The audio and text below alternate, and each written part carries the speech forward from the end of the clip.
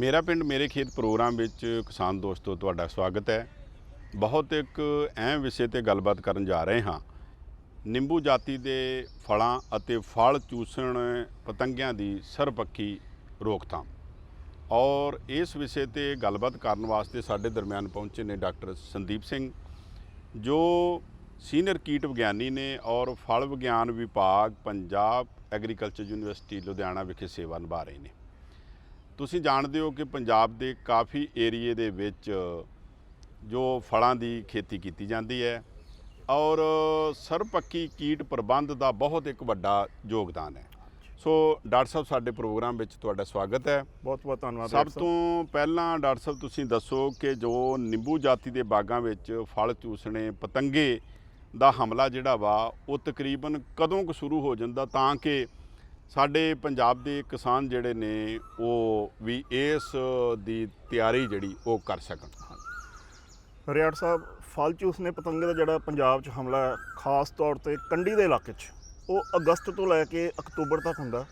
ਸੋ ਇਹ ਨਿਰਭਰ ਕਰਦਾ ਹੈ ਵੀ ਜਿਹੜੀ ਪ੍ਰੀ ਮਾਨਸੂਨ ਜਿਹੜੀ ਵਰਖਾ ਵਾ ਉਹ ਕਿੰਨੀ ਕੁ ਹੁੰਦੀ ਆ, ਉਹਦੇ 'ਤੇ ਇਹਦਾ ਹਮਲਾ ਨਿਰਭਰ ਕਰਦਾ। ਡਾਕਟਰ ਸਾਹਿਬ, ਜਿਵੇਂ ਗੱਲ ਕੀਤੀ ਹੈ ਕਿ ਪ੍ਰੀ ਮਾਨਸੂਨ ਹੋਵੇ ਜਾਂ ਵੈਸੇ ਵੀ ਜਿਹੜਾ ਹੁਣ ਮੌਸਮ ਚੱਲ ਰਿਹਾ ਹੈ, ਹਾਂਜੀ, ਜਿਹਦੇ ਵਿੱਚ ਮੈਂ ਸਮਝਣਾ ਕਿ ਗਰਮੀ ਬਹੁਤ ਹੋ ਜਾਂਦੀ ਆ, ਹਿਊਮਿਡਿਟੀ ਵੀ ਕਾਫੀ ਹੋ ਜਾਂਦੀ ਆ, ਹਾਂਜੀ, ਕਿ ਇਹਦਾ ਵੀ ਕੋਈ ਉਸ 'ਤੇ ਅਸਰ ਪੈਂਦਾ ਹੈ ਕਿ ਜਾਂ ਬਿਲਕੁਲ ਉਸ ਟਾਈਮ 'ਤੇ ਹੀ ਇਹ ਆਉਂਦਾ ਹੈ? ਡਾਕਟਰ ਸਾਹਿਬ, ਜਿਵੇਂ ਮੈਂ ਦੱਸ ਰਿਹਾ ਸੀ ਤੁਹਾਨੂੰ ਵੀ ਇਸ ਕੀੜੇ ਦਾ ਸਿੱਧਾ ਸੰਬੰਧ ਪ੍ਰੀ ਮਾਨਸੂਨ ਵਰਖਾ ਦੇ ਨਾਲ। ਜਿੰਨੀ ਜ਼ਿਆਦਾ ਪਹਿਲਾਂ ਮੀਂਹ ਪੈ ਜੂਗੇ ਅੱਗੇ ਤੇ ਉਹਨਾਂ ਜਿਹੜਾ ਇਹਦੇ ਨਦੀਨ ਨੇ ਜਿਨ੍ਹਾਂ ਉੱਤੇ ਇਸ ਕੀੜੇ ਦੀ ਇੱਕ ਅਵਸਥਾ ਪਲਦੀ ਆ, ਉਹ ਝਾੜੀਆਂ ਜੰਗਲੀ ਖੇਤਰਾਂ 'ਚ ਜਿਹੜਾ ਉਹਨਾਂ ਦੀ ਪੈਦਾਵਾਰ ਜ਼ਿਆਦਾ ਆਸਾਨੀ ਨਾਲ ਹੁੰਦੀ ਹੈ, ਤਾਂ ਉਦੋਂ ਇਸ ਕੀੜੇ ਦਾ ਹਮਲਾ ਵੱਧਦਾ। ਸੋ ਅਸੀਂ 2004 ਤੋਂ ਤਕਰੀਬਨ ਪੰਜਾਬ ਦੇ ਕੰਢੀ ਖੇਤਰ ਦਾ ਇੱਥੇ ਤਜਰਬੇ ਵੀ ਲਾਏ ਨੇ ਅਤੇ ਹਰ ਸਾਲ ਸਰਵੇਖਣ ਵੀ ਕੀਤਾ।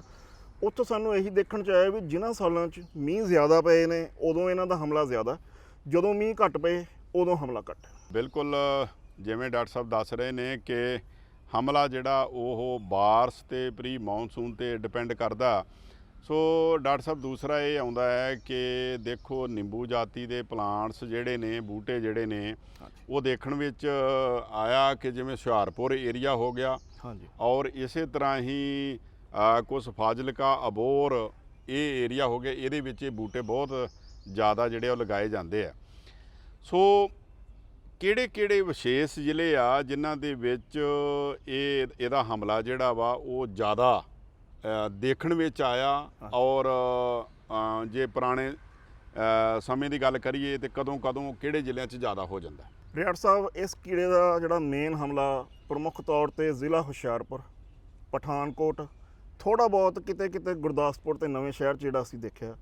ਫਾਜ਼ਿਲਕਾ ਅਬੋਹਰ ਵੱਲ ਕਿਉਂਕਿ ਉੱਥੇ ਮੀਂਹ ਘੱਟ ਪੈਂਦੇ ਨੇ, ਉੱਥੇ ਇਸ ਦਾ ਹਮਲਾ ਕਦੇ ਕਦਾਈ ਜਿਹਨਾਂ ਮਹੀਨਿਆਂ 'ਚ, ਜਿਹਨਾਂ ਸਾਲਾਂ 'ਚ ਕਿਤੇ ਅਗੇਤੀਆਂ ਜ਼ਿਆਦਾ ਮੀਂਹ ਪੈ ਜਾਣ ਉਦੋਂ ਆਉਂਦਾ। ਵੈਸੇ ਜੇ ਅਸੀਂ ਇਹੀ ਦੇਖਦੇ ਹਾਂ ਵੀ ਸਭ ਤੋਂ ਜ਼ਿਆਦਾ ਹਮਲਾ ਇਹਦਾ ਇਹਨਾਂ ਚਾਰਾਂ ਜ਼ਿਲ੍ਹਿਆਂ 'ਚੋਂ ਵੀ ਹੁਸ਼ਿਆਰਪੁਰ 'ਚ ਜ਼ਿਆਦਾ ਹੁੰਦਾ। ਜਿਵੇਂ ਡਾਕਟਰ ਸੰਦੀਪ ਸਿੰਘ ਦੱਸ ਰਹੇ ਨੇ ਕਿ ਰਸ ਚੂਸਣ ਵਾਲੇ ਕੀੜੇ ਜਿਹੜੇ ਨੇ ਉਹਨਾਂ ਦਾ ਹਮਲਾ ਜਿਹੜਾ ਵਾ ਉਹ ਹੁਸ਼ਿਆਰਪੁਰ ਜ਼ਿਲ੍ਹੇ 'ਚ ਜ਼ਿਆਦਾ ਹੁੰਦਾ। ਇਹਦਾ ਮਤਲਬ ਇਹ ਆ ਕਿ ਉੱਥੇ ਸਾਡੇ ਕਿਸਾਨ ਭਰਾਵਾਂ ਨੂੰ ਇਹ ਥੋੜ੍ਹਾ ਪਹਿਲਾਂ ਹੀ ਚੁਕੰਨੇ ਹੋ ਕੇ ਰਹਿਣ ਦੀ ਜਿਹੜੀ ਆ ਉਹ ਜ਼ਰੂਰਤ ਹੈਗੀ ਆ।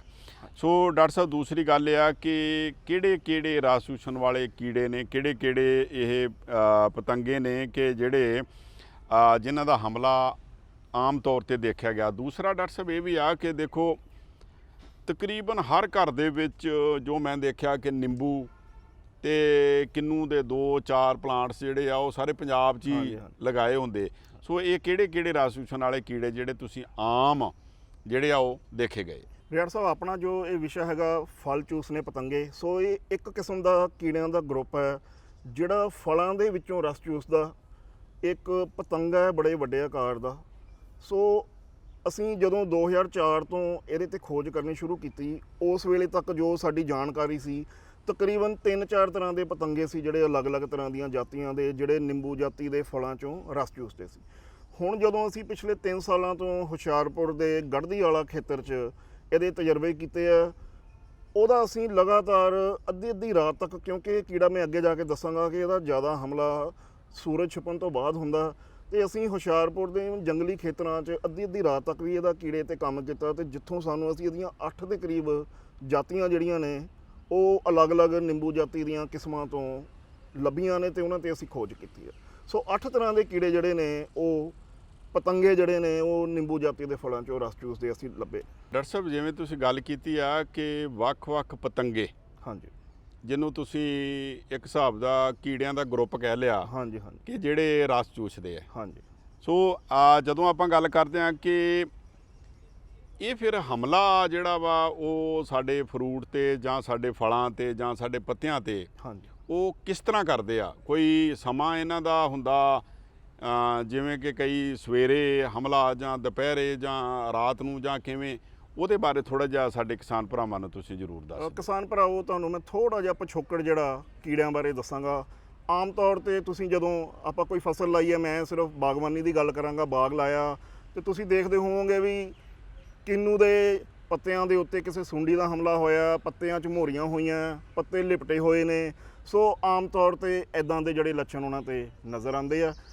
ਜਿਹੜੇ ਤੁਸੀਂ ਕਈ ਵਾਰੀ ਬਸੰਤ ਰੁੱਤ 'ਚ ਤਿਤਲੀਆਂ ਨਜ਼ਰ ਆਉਂਦੀਆਂ ਫੁੱਲਾਂ ਤੇ ਬੈਠੀਆਂ, ਪਤੰਗੇ ਨਜ਼ਰ ਆਉਂਦੇ ਆ, ਉਹ ਕੋਈ ਵੀ ਨੁਕਸਾਨ ਨਹੀਂ ਕਰਦੇ, ਉਹ ਸਿਰਫ ਫੁੱਲਾਂ 'ਚੋਂ ਰਸ ਚੂਸਦੇ ਆ। ਰਸ ਚੂਸ ਕੇ ਆਪਣਾ ਨਿਰਵਾਹ ਕਰਦੇ, ਜਦੋਂ ਉਹਨਾਂ ਦਾ ਜੀਵਨ ਚੱਕਰ ਖਤਮ ਹੋ ਜਾਂਦਾ ਉਹ ਖਤਮ ਹੋ ਜਾਂਦੇ ਆ।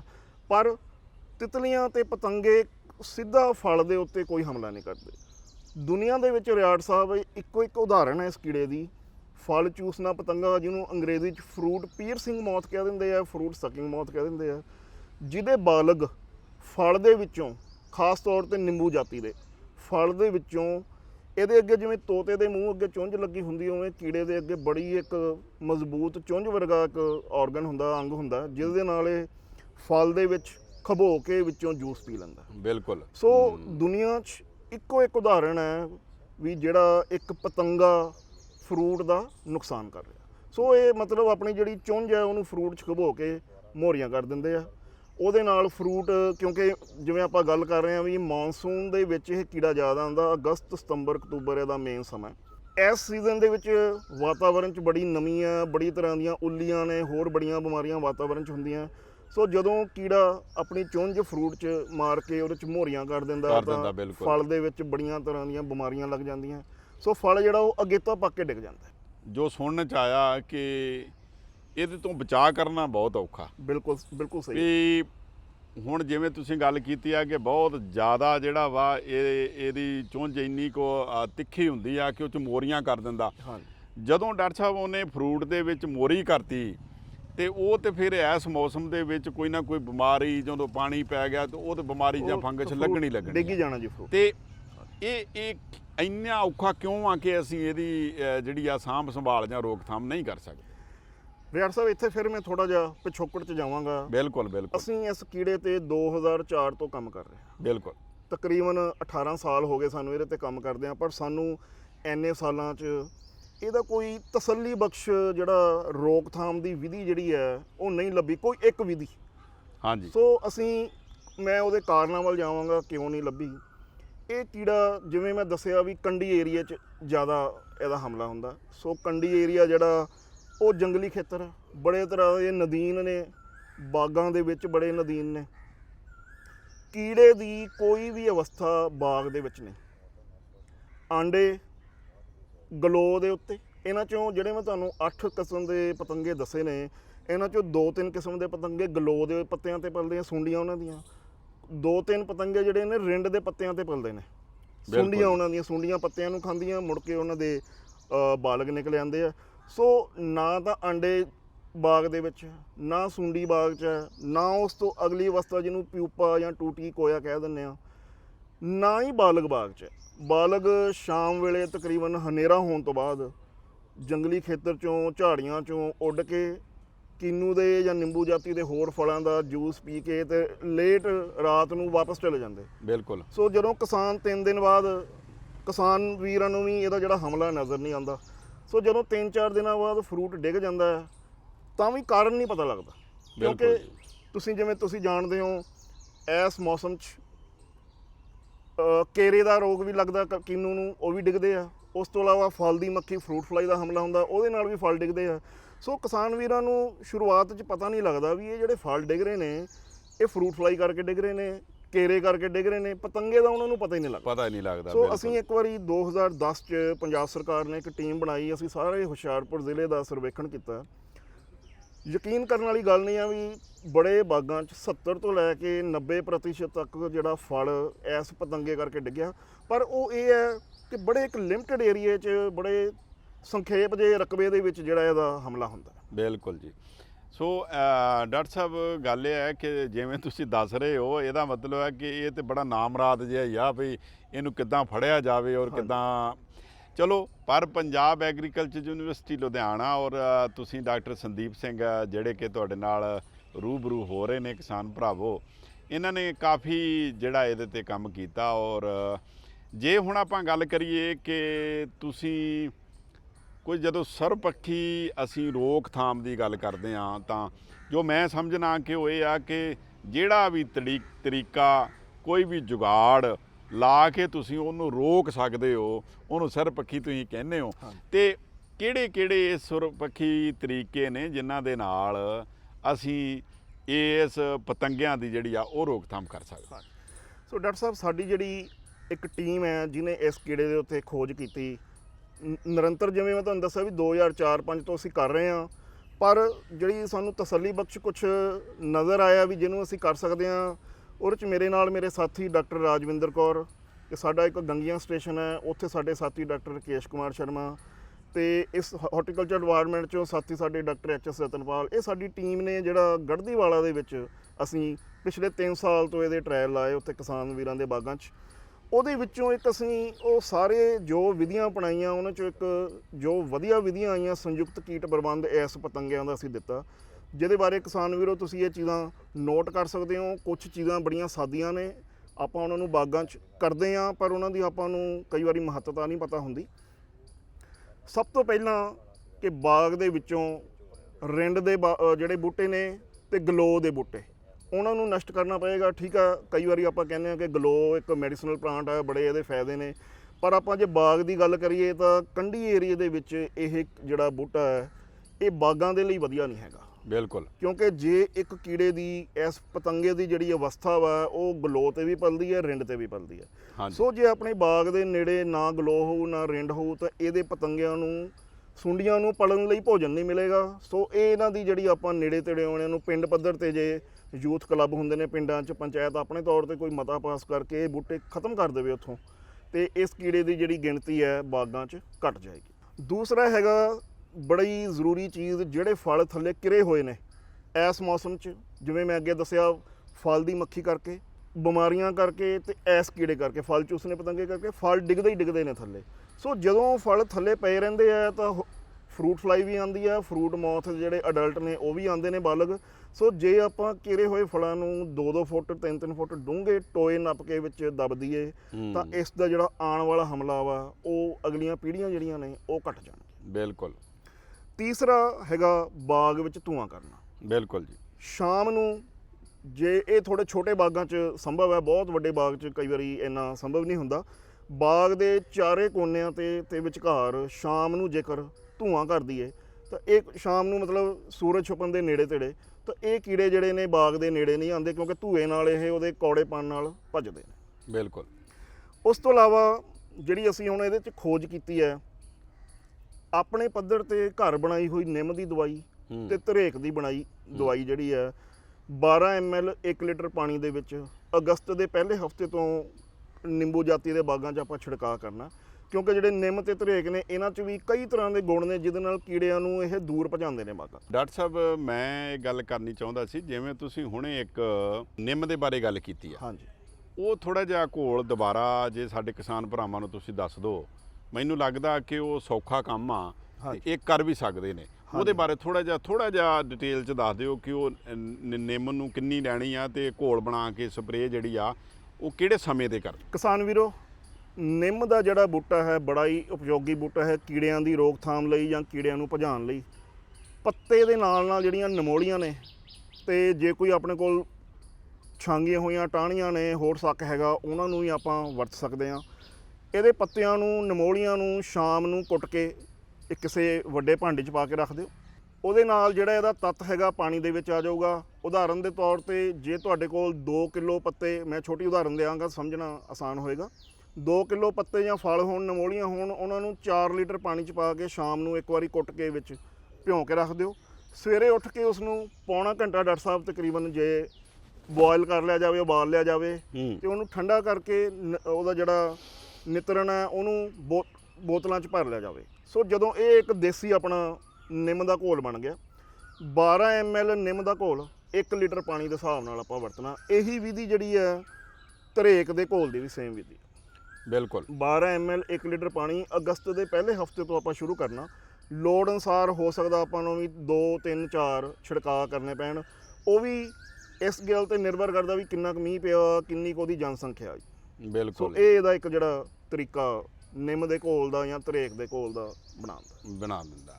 ਸੋ ਡਾਕਟਰ ਸਾਹਿਬ ਹੋਰ ਕਿਹੜੇ ਤਰੀਕੇ ਨੇ ਕੋਈ ਖਾਸ ਜਿਹੜੇ ਤੁਹਾਡੀ ਟੀਮ ਨੇ ਵਿਸ਼ੇਸ਼ ਤੌਰ ਤੇ, ਕਿਉਂਕਿ ਤੁਸੀਂ ਕਾਫੀ ਲੰਬੇ ਸਮੇਂ ਤੋਂ ਇਹਦੇ ਲੱਗੇ ਹੋਏ ਹੋ ਇਸ ਕੰਮ ਦੇ ਵਿੱਚ, ਕਿ ਜਿੱਥੇ ਵੀ ਜਿਹਦੇ ਵਿੱਚ ਤੁਸੀਂ ਕਾਮਯਾਬ ਵੀ ਹੋਏ ਹੋ। ਤੇ ਕਿਉਂਕਿ ਮੈਂ ਆਮ ਹੀ ਦੇਖਦਾ ਰਹਿਣਾ ਯੂਨੀਵਰਸਿਟੀ ਦੇ ਵਿੱਚ ਬਹੁਤ ਜ਼ਿਆਦਾ ਬਾਗਬਾਨ ਜਿਹੜੇ ਆ ਉਹ ਗੇੜਾ ਮਾਰਦੇ ਰਹਿੰਦੇ ਆ, ਔਰ ਤੁਹਾਡੇ ਬਾਗਾਂ ਦੇ ਵਿੱਚੋਂ ਉਹ ਪ੍ਰੈਕਟੀਕਲ ਵੀ ਲੈ ਕੇ ਜਾਂਦੇ ਆ। ਉਹਦੇ ਬਾਰੇ ਵੀ ਥੋੜਾ ਜਿਹਾ ਸਾਡੇ ਕਿਸਾਨ ਭਰਾਵਾਂ ਨਾਲ ਸਾਂਝੀ। ਹਾਂਜੀ ਰਿਆੜ ਸਾਹਿਬ, ਜਿਵੇਂ ਮੈਂ ਸੰਯੁਕਤ ਕੀਟ ਪ੍ਰਬੰਧ ਦੀ ਗੱਲ ਕਰ ਰਿਹਾ ਸੀ, ਇਸ ਕੀੜੇ ਦੀ ਮੈਂ ਨਿੰਮ ਤੇ ਧਰੇਕ ਦੀ ਗੱਲ ਕਰ ਰਿਹਾ ਸੀ। ਉਸ ਤੋਂ ਬਾਅਦ ਜਿਹੜੀ ਹੋਰ ਅਸੀਂ ਇੱਕ ਖੋਜ ਕੀਤੀ ਹੈ ਹਾਰਟੀਕਲਚਰਲ ਮਿਨਰਲ ਆਇਲ। ਇਹ ਕੀਟਨਾਸ਼ਕ ਤਾਂ ਨਹੀਂ ਇਸਨੂੰ ਕਹਿ ਸਕਦੇ, ਇੱਕ ਰਿਫਾਈਨਡ ਪੈਟਰੋਲੀਅਮ ਪ੍ਰੋਡਕਟ ਹੈ ਜਿਹਦਾ ਕੋਈ ਫਲਾਂ ਦੇ ਉੱਤੇ ਕੋਈ ਜ਼ਿਆਦਾ ਜਿਹੜੇ ਰਹਿੰਦ ਖੂੰਦ ਵੀ ਨਹੀਂ ਰਹਿੰਦੀ। ਸੋ 12.5 ml 1 ਲੀਟਰ ਪਾਣੀ ਦੇ ਹਿਸਾਬ ਨਾਲ ਅਗਸਤ ਦੇ ਪਹਿਲੇ ਹਫਤੇ ਇਹਦਾ ਛਿੜਕਾਅ ਕੀਤਾ ਜਾਵੇ। ਨਾਲ ਲੋੜ ਅਨੁਸਾਰ 2-3 ਛਿੜਕਾਅ ਜੇ ਕੀਤੇ ਜਾਣ ਤਾਂ ਉਹਦੇ ਨਾਲ ਵੀ ਇਹਦੇ ਕੀੜੇ ਦੀ ਜਿਹੜੀ ਜਨਸੰਖਿਆ ਉਹ ਘਟਦੀ ਹੈ। ਉਸ ਤੋਂ ਇਲਾਵਾ ਡਾਕਟਰ ਸਾਹਿਬ ਅਸੀਂ ਇੱਕ ਇਹਦੇ ਲਈ ਟਰੈਪ ਬਣਾਇਆ। ਟਰੈਪ ਦੇ ਵਿੱਚ ਜਿਵੇਂ ਮੈਲਾਥਿਓਨ 10 ml, ਕਿੰਨੂ ਜਿਹੜੇ ਥੱਲੇ, ਜਿਵੇਂ ਮੈਂ ਤੁਹਾਨੂੰ ਦੱਸਿਆ ਵੀ ਥੱਲੇ ਫਲ ਗਿਰ ਜਾਂਦੇ ਆ ਸੀਜ਼ਨ 'ਚ, ਉਹ ਗਿਰੇ ਹੋਏ ਫਲਾਂ ਦੇ ਵਿੱਚੋਂ, ਡਿੱਗੇ ਹੋਏ ਫਲਾਂ 'ਚੋਂ ਜੂਸ ਕੱਢ ਲੈਣਾ ਆਪਾਂ। ਬਿਲਕੁਲ 100 ml ਕਿੰਨੂ ਜਾਂ ਕਿਸੇ ਵੀ ਸੰਤਰੇ ਜਾਤੀ ਦੇ ਫਲ ਦਾ ਜੂਸ, 100 ਗ੍ਰਾਮ ਗੁੜ ਤੇ ਤਕਰੀਬਨ 800-900 ml ਪਾਣੀ ਪਾ ਕੇ ਆਪਾਂ 1 ਲੀਟਰ ਤੋਂ ਵੱਧ ਇਹਦਾ ਘੋਲ ਬਣਾ ਕੇ, ਸੋ ਇੱਕ ਪੁਰਾਣੇ ਡੱਬਿਆਂ ਦੇ ਵਿੱਚ ਆਪਾਂ ਇਹਦੇ ਪੁਰਾਣੀਆਂ ਬੋਤਲਾਂ, ਵਰਤੀਆਂ ਹੋਈਆਂ ਬੋਤਲਾਂ 'ਚ ਇਹਦੇ ਟਰੈਪ ਬਣਾ ਕੇ ਉਹਨੂੰ ਇੱਕ ਬਾਗ ਦੇ ਵਿੱਚ ਅਲੱਗ-ਅਲੱਗ ਜਗ੍ਹਾ ਤੇ 20 ਟਰੈਪ ਆਪਾਂ 25 ਵੀ ਲਾ ਸਕਦੇ ਹਾਂ। ਚਲੋ ਅਸੀਂ ਇੱਕ ਖੋਜ ਕਰਨੀ ਸੀ, ਅਸੀਂ ਉਹਦੇ 'ਚ ਇਹ ਡਾਕਟਰ ਸਾਹਿਬ ਤੁਸੀਂ ਜਿਹੜੀ ਗੱਲ ਕਰ ਰਹੇ ਹੋ, ਇਹ ਕੀ 1 ਏਕੜ ਦੀ ਗੱਲ ਕਰ ਰਹੇ ਹੋ ਜਿਹਦੇ ਵਿੱਚ ਬੋਤਲਾਂ ਬਣਾ ਕੇ ਲਾ ਸਕਦੇ ਹਾਂ? ਹਾਂਜੀ। ਸੋ ਜਿਹੜੇ ਇਹਨੂੰ ਅਸੀਂ ਜ਼ਹਿਰੀਲੇ ਚੋਗੇ ਵਾਲੇ ਟਰੈਪ ਕਹਿੰਦੇ ਆ, ਜਿਹੜਾ ਅਸੀਂ ਇਹਨੂੰ ਨਾਮ ਦਿੱਤਾ ਪੰਜਾਬੀ 'ਚ। ਸੋ 1 ਏਕੜ ਦੇ ਵਿੱਚ ਆਪਾਂ ਇਹੋ ਜਿਹੇ 20 ਟਰੈਪ ਸਾਰੇ ਅਲੱਗ-ਅਲੱਗ 'ਚ ਖਿਲਾਰ ਕੇ ਲਾ ਦੇਣੇ ਨੇ, ਤਾਂ ਕਿ ਸਪੈਸ਼ਲੀ ਜਿਹੜੇ ਬਾਗ ਦੇ ਕੋਨਿਆਂ ਤੇ, ਤਾਂ ਜੋ ਜਿਹੜੇ ਪਤੰਗੇ ਬਾਗ ਵੱਲੋਂ ਆਉਣ ਤੇ ਪਹਿਲਾਂ ਉਹ ਟਰੈਪ ਵੱਲ ਜਾਣ, ਫਰਾਂ ਵੱਲ ਨਾ ਆਉਣ। ਬਿਲਕੁਲ। ਸੋ ਇਹ ਇੱਕ ਟਰੈਪ ਜਿਹੜਾ ਅਸੀਂ ਜ਼ਹਿਰੀਲੇ ਚੋਗੇ ਵਾਲਾ ਇਸ ਕੀੜੇ ਲਈ ਤਿਆਰ ਕੀਤਾ ਸੀ। ਅਗਲਾ ਟਰੈਪ ਅਸੀਂ ਇਹਦੇ ਲਈ ਤਿਆਰ ਕੀਤਾ ਲਾਈਟ ਟਰੈਪ। ਬਿਲਕੁਲ ਆਮ ਵੈਸੇ ਥੋੜੀ ਜੀ ਸਮੱਸਿਆ ਕਈ ਵਾਰੀ ਆਉਂਦੀ ਵੀ ਬਾਗਾਂ ਦੇ ਵਿੱਚ ਅਸੀਂ ਸਰਵੇ ਕਰਦੇ ਹਾਂ, ਬਾਗਾਂ ਦੇ ਵਿੱਚ ਥੋੜੀ ਲਾਈਟ ਦੀ ਪ੍ਰੋਬਲਮ ਹੁੰਦੀ ਹੈ, ਕਈ ਵਾਰੀ ਨਹੀਂ ਲਾਈਟ ਨਹੀਂ ਹੁੰਦੀ ਹਰ ਵੇਲੇ। ਹਾਂਜੀ। ਸੋ ਜਿੱਥੇ ਪੋਸੀਬਲ ਹੋਵੇ, ਸੰਭਵ ਹੋਵੇ, ਲਾਈਟ ਟਰੈਪ 100 ਵਾਟ ਬਲਬ ਦਾ ਟਰੈਪ ਅਸੀਂ ਜਿਹੜਾ ਇਹਦੇ 'ਚ ਵਰਤਿਆ। ਪੁਰਾਣੇ ਕਿਸੇ ਵੀ ਡੱਬੇ 'ਚ, ਜਿਵੇਂ 5 ਲੀਟਰ ਵਾਲਾ ਕੋਈ ਡੱਬਾ ਹੋਵੇ ਪੁਰਾਣਾ ਘਰ 'ਚ ਪਿਆ ਹੋਵੇ, ਉਹਨੂੰ ਉਹਦੇ 'ਚ ਥੱਲੇ 200 ml ਸੜਿਆ ਹੋਇਆ ਡੀਜ਼ਲ ਤੇ ਉੱਪਰ 100 ਵਾਟ ਦਾ ਆਮ ਦੇਸੀ ਬਲਬ। ਹਾਂਜੀ। ਇਹਦੇ ਆਪਾਂ 20 ਟਰੈਪ ਬਾਗ ਦੇ ਵਿੱਚ ਇੱਕੋ ਲਾਈਨ 'ਚ ਲਾ ਸਕਦੇ ਹਾਂ, ਜਿੱਦਾਂ ਕਿਸਾਨ ਵੀਰ ਨੂੰ ਸੌਖਾ ਹੋਵੇ ਉਵੇਂ ਟਰੈਪ ਲਾ ਕੇ। ਸੋ ਇਹ ਟਰੈਪ ਦੇ ਉੱਤੇ ਜਿਹੜੇ ਆਮ ਤੌਰ ਤੇ ਰਾਤ ਵੇਲੇ ਜਿਹੜੇ ਮੌਥ ਨੇ, ਇਹਦੇ ਪਤੰਗੇ ਨੇ, ਉਹ ਬਲਬ 'ਚ ਵੱਜ ਕੇ ਥੱਲੇ ਡੀਜ਼ਲ 'ਚ ਡਿੱਗ ਜਾਂਦੇ ਆ, ਸੜੇ ਹੋਏ ਡੀਜ਼ਲ ਵਾਲੇ ਤੇਲ 'ਚ, ਤੇ ਉਹ ਫਿਰ ਬਾਹਰ ਨਹੀਂ ਨਿਕਲਦੇ। ਬਿਲਕੁਲ ਜੀ। ਸੋ ਇਹ ਬੜਾ ਇੱਕ ਨਾਮਰਦ ਕੀੜਾ ਹੈ। ਜੇ ਮੈਂ ਤੁਹਾਨੂੰ ਇਹ ਕਹਿ ਰਿਹਾ ਵੀ ਅਸੀਂ 2004 ਤੋਂ ਇਹਦੇ ਤੇ ਕੰਮ ਕਰ ਰਹੇ ਹਾਂ, ਤੇ ਸਾਡੀ ਇਹਦੀ ਰੋਕਥਾਮ ਪੱਖੋਂ ਤਸੱਲੀ ਨਹੀਂ ਸੀ ਹੋ ਰਹੀ ਵੀ ਇਹਦਾ ਵਧੀਆ ਰੋਕਥਾਮ ਨਹੀਂ ਹੈ। ਕਿਵੇਂ ਕਰ ਸਕਦੇ ਹਾਂ? ਇਹ ਇੱਕ ਸੰਯੁਕਤ ਕੀਟ ਪ੍ਰਬੰਧ ਦੇ ਜੇ ਆਪਾਂ ਇਹਨਾਂ 'ਚੋਂ ਕਾਫੀ ਚੀਜ਼ਾਂ ਵੀ ਅਪਣਾ ਲਈਏ, ਕਿਸਾਨ ਵੀਰ ਅਪਣਾ ਲੈਣ, ਤਾਂ ਕਾਫੀ ਜ਼ਿਆਦਾ ਇਹਦਾ ਜਿਹੜਾ ਨੁਕਸਾਨ ਘਟ ਸਕਦਾ। ਤੇ ਇਹਨਾਂ ਸਾਰੀਆਂ ਵਿਧੀਆਂ ਦੇ ਨਾਲ ਇੱਕ ਹੋਰ ਵਿਧੀ ਜਿਹੜੀ ਜਿਹਦੇ 'ਚ ਸਾਨੂੰ ਸਭ ਤੋਂ ਵਧੀਆ ਰੋਕਥਾਮ ਮਿਲੀ ਆ, ਪਰ ਉਹ ਥੋੜੀ ਮਹਿੰਗੀ ਵੀ ਆ ਤੇ ਬਾਗਾਂ 'ਚ, ਵੱਡੇ ਬਾਗ 'ਚ ਕਰਨੀ ਥੋੜੀ ਸੰਭਵ ਨਹੀਂ ਆ, ਉਹ ਇਹ ਹੈ ਵੀ ਅਸੀਂ ਜਿੱਥੇ ਆਪਣੇ ਤਜਰਬੇ ਲਾਏ ਸੀ, ਇੱਕ ਪੂਰੀ ਲਾਈਨ ਕਿੰਨੂ ਦੀ 20 ਬੂਟਿਆਂ ਦੀ ਅਸੀਂ ਇੱਕ ਜਿਵੇਂ ਮੱਛਰ ਵਾਲੀ ਮੱਛਰਦਾਨੀ ਕਹਿੰਦੇ ਆਪਾਂ ਨਾ, ਉਹ ਵਧੀਆ ਕੁਆਲਿਟੀ ਦੀ 1.2 mm ਸਾਈਜ਼ ਦੀਆਂ ਮੋਹਰੀਆਂ ਵਾਲੀ ਜਾਲੀ ਪੂਰੇ ਕਿੰਨੂ ਦੀ ਇੱਕ ਲਾਈਨ ਦੇ ਉੱਤੇ ਅਸੀਂ ਲਪੇਟਤੀ। ਬਿਲਕੁਲ। ਤੇ ਸਭ ਤੋਂ ਜ਼ਿਆਦਾ ਜਿਹੜਾ ਸਾਡਾ ਰੋਕਥਾਮ, ਕਿਉਂਕਿ ਉਹਦਾ ਸਾਈਜ਼ ਇਹੋ ਜਿਹਾ ਸੀ ਵੀ ਕੀੜਾ ਬੂਟਿਆਂ ਦੇ ਉੱਤੇ ਬੈਠ ਨਹੀਂ ਸੀ, ਫਲ ਦੇ ਉੱਤੇ ਬੈਠ ਨਹੀਂ ਸੀ ਸਕਦਾ। ਠੀਕ ਹੈ। ਸੋ ਸਭ ਤੋਂ ਜ਼ਿਆਦਾ ਜਿਹੜਾ ਸਾਡਾ ਸਾਨੂੰ ਮਤਲਬ ਉਸ ਬਾਗ ਚੋਂ ਆਮਦਨ ਮਿਲੀ ਜਿਹਦੇ ਉੱਤੇ ਅਸੀਂ ਉਹ ਜਾਲੀ ਲਪੇਟੀ ਸੀ।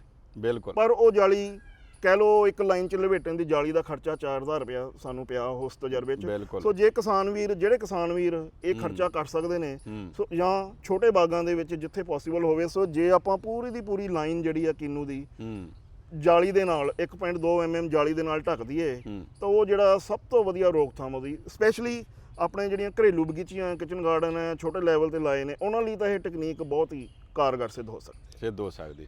ਸੋ ਡਾਕਟਰ ਸਾਹਿਬ, ਜਿਵੇਂ ਹੁਣ ਗੱਲਬਾਤ ਕੀਤੀ ਆ ਤੇ ਸਾਡੇ ਕਿਸਾਨ ਭਰਾ ਵੀ ਕਾਫੀ ਇਸ ਦੁਚਿੱਤੀ 'ਚ ਆ ਜਾਂਦੇ ਨੇ ਕਿ ਡਾਕਟਰ ਸਾਹਿਬ ਕਈ ਕੁਛ ਦੱਸੀ ਜਾ ਰਹੇ ਆ, ਤੇ ਕੀ ਇਹਦੇ ਬਾਰੇ ਜਿਵੇਂ ਹੁਣ ਤੁਸੀਂ ਟਰੈਪ ਦੀ ਗੱਲ ਕੀਤੀ ਆ, ਬੋਤਲਾਂ ਦੀ ਗੱਲ ਕੀਤੀ ਆ, ਕੀ ਇਹ ਬੋਤਲਾਂ ਜਿਹੜੀਆਂ ਵਾ ਹੁਣ ਉਹ ਲੈਣ ਕਿੱਥੋਂ? ਕਿਉਂਕਿ ਸਭ ਤੋਂ ਜ਼ਰੂਰੀ ਤਾਂ ਇਹ ਆ ਕਿ ਉਹ ਇੰਨੀਆਂ ਜਿੰਨੀਆਂ ਤੁਸੀਂ ਦੱਸੀਆਂ ਵਾ ਉਹ ਬੋਤਲਾਂ ਲਾ ਦੇਣਗੇ ਸਾਰੇ ਖੇਤ ਦੇ ਵਿੱਚ, ਤੇ ਜੇ ਉਹਨਾਂ ਨੂੰ ਮਿਲ ਜਾਣ। ਹੁਣ ਦੂਸਰੀ ਗੱਲ ਇਹ ਆ ਕਿ ਉਹਦਾ ਖਰਚਾ ਕਿੰਨਾ ਕਾ, ਜੇ ਇੰਨੀਆਂ ਬੋਤਲਾਂ ਲਾਉਣੀਆਂ ਤੇ ਇੱਕ ਬੋਤਲ ਜਿਹੜੀ ਉਹ ਕਿੰਨੇ ਕੁ ਦੀ ਹੈਗੀ ਆ। ਸੋ ਇਹ ਜ਼ਰੂਰ ਸਾਡੇ ਕਿਸਾਨ ਭਰਾਵਾਂ ਨੂੰ ਤੁਸੀਂ ਦੱਸ ਦਿਓ। ਤੇ ਦੂਸਰਾ, ਜਿੱਥੋਂ ਵੀ ਮਿਲਦੀਆਂ ਤੇ ਉਹਦੇ ਲਾਉਣ ਦਾ ਤਰੀਕਾ। ਡਾਕਟਰ ਸਾਹਿਬ, ਇਹ ਬੋਤਲਾਂ ਜਾਂ ਟਰੈਪ ਕਹਾਂਗਾ ਉਹਨਾਂ ਨੂੰ, ਇਹ ਆਪ ਹੀ ਕਿਸਾਨ ਵੀਰ ਨੇ ਤਿਆਰ ਕਰ ਲੈਣੇ। ਕੋਈ ਵੀ ਚੀਜ਼ ਇਹਦੇ 'ਚੋਂ ਇਹ ਨਹੀਂ ਉਹਨਾਂ ਨੂੰ ਕੋਈ ਬਾਜ਼ਾਰ ਤੋਂ ਲਿਆਉਣੀ ਪਏਗੀ। ਜੂਸ ਉਹਨਾਂ ਦੇ ਬਾਗ 'ਚ ਪਿਆ, ਗੁੜ ਇੱਕ ਗੁੜ ਖਰੀਦਣਾ ਪਊਗਾ। ਠੀਕ ਹੈ। ਸਾਰੀਆਂ ਚੀਜ਼ਾਂ ਆਮ, ਡੀਜ਼ਲ ਜਨਰੇਟਰ ਬਾਲਦੇ ਨੇ, ਹੋਰ ਇੰਜਨ ਬਾਲਦੇ ਨੇ, ਸੜਿਆ ਹੋਇਆ ਤੇਲ ਉਹਨਾਂ ਕੋਲ ਹੈਗਾ। ਸੋ ਇਹ ਜਿਹੜਾ ਦੂਸਰਾ ਲਾਈਟ ਟਰੈਪ, ਬਲਬ ਲਿਆਉਣਾ ਤੇ ਡੀਜ਼ਲ, ਸੜਿਆ ਹੋਇਆ ਡੀਜ਼ਲ ਪਾਉਣਾ। ਸੋ ਇਹ ਜਿਹੜੀਆਂ ਚੀਜ਼ਾਂ ਆਮ ਤੌਰ ਤੇ ਕਿਸਾਨਾਂ ਕੋਲ ਘਰ ਹੀ ਹੁੰਦੀਆਂ ਹੀ ਨੇ।